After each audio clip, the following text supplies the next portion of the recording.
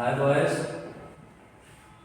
this is the second part of video physics in which we are solving model paper super most important questions जिनकी frequency बहुत बार है।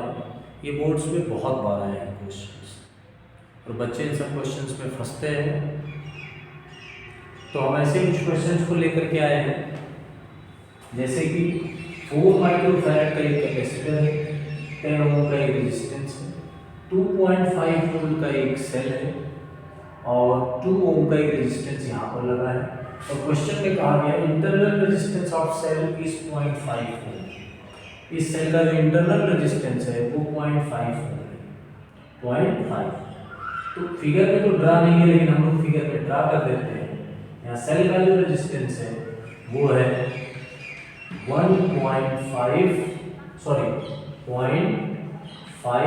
ओम। तो कहते हैं how much charge will flow in capacitor. कह रहे इस कैपेसिटर में कितना चार्ज फ्लो होगा। तो अगर आप ध्यान देंगे तो यहाँ से ध्यान दीजिए, कह रहे इसके टर्मिनल पर वोल्टेज कितना है। ध्यान दीजिए इसके टर्मिनल पर वोल्टेज कितना है। हम सॉल्व कर रहे हैं इसको। तो सबसे पहली चीज हम देखते हैं टोटल करंट कितना फ्लो हो रहा है। ध्यान दीजिए यहां से मान लेते हैं इस सेल ने करंट निकाला I, ये करंट इधर जाएगी क्योंकि आपको पता है डीसी सेल से निकली हुई करंट कैपेसिटर के थ्रू फ्लो नहीं हो सकती है, तो ये ब्लॉक कर देगा, करंट को नहीं जाने देगा। कैपेसिटर में क्या फ्लो होता है, चार्ज। पॉजिटिव टर्मिनल से जो सेल से जो चार्ज निकला वो कैपेसिटर में जाएगा और करंट नहीं जा सकता। करंट किधर जाएगा, फिर करंट इस साइड में आएगा और इस साइड से होते हुए ध्यान रखिएगा इसमें नहीं जाएगा, तो इसमें जाएगा तो सेल को वापस वो करंट नहीं मिलेगा।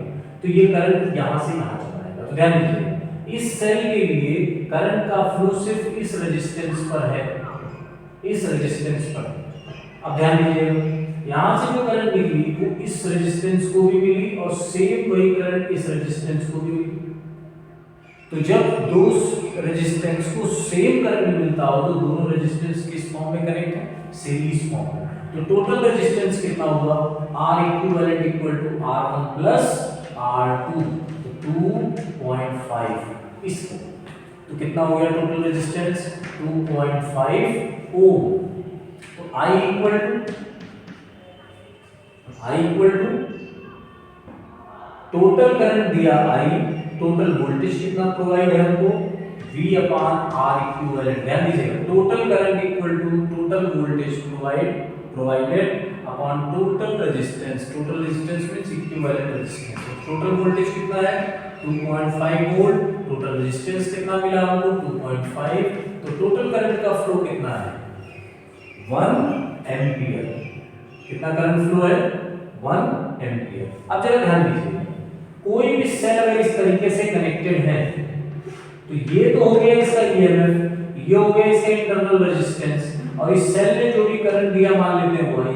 तो कहते हैं इसके अक्रॉस कितना वोल्टेज क्रिएट होगा, कितना वोल्टेज क्रिएट होगा।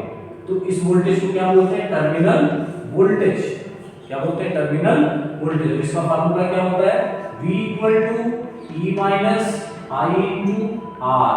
तो V इक्वल टू E कितना है, E मतलब इसका ईएमएफ या वोल्टेज 2.5 वोल्ट। कितना करंट फ्लो हो रहा है 1 एम्पियर।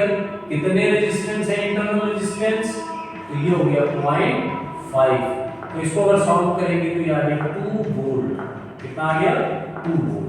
तो कहते हैं इसके अक्रॉस जो वोल्टेज है, इसके अक्रॉस जो टर्मिनल वोल्टेज है वो है 2 वोल्ट। कितना वोल्ट है 2 वोल्ट। अब ध्यान रखिए इसके अक्रॉस वोल्टेज है 2, वोल्टेज है 2। इसमें करंट का फ्लो नहीं होगा, इसलिए रेजिस्टेंस लगना ना लगना बराबर, इसकी कोई मायने नहीं रखता है। क्योंकि रेजिस्टेंस ये मायने रखता है क्योंकि करंट सिर्फ इसमें जाएगी, सिर्फ इसमें जाएगी। रेजिस्टेंस करंट का फ्लो इसके अंदर नहीं। जब इसके थ्रू करंट का फ्लो नहीं है तो इस रेजिस्टेंस की कोई वैल्यू नहीं है। अब जरा ध्यान दीजिए इसको हम इस फॉर्म में भी ले सकते हैं क्योंकि इसमें करंट का फ्लो नहीं होगा, इसमें चार्ज का फ्लो होगा। किसका फ्लो होगा, चार्ज का फ्लो होगा। कैपेसिटर में करंट का फ्लो नहीं होता है, चार्ज का फ्लो होता है। ठीक है। और कैपेसिटर में कौन से करंट का फ्लो नहीं होता है? डीसी करंट का फ्लो नहीं होता है। डीसी करंट मींस जो सेल या बैटरी से प्रोवाइड की गई हो। तो यहाँ सेल लगा है, ये करंट यहाँ न जा करके केवल चार्ज आएगा। तो आप ध्यान रखिए, क्यू चार्ज गया, क्यू चार्ज गया, कितना कैपेसिटेंस है इसका? C into we.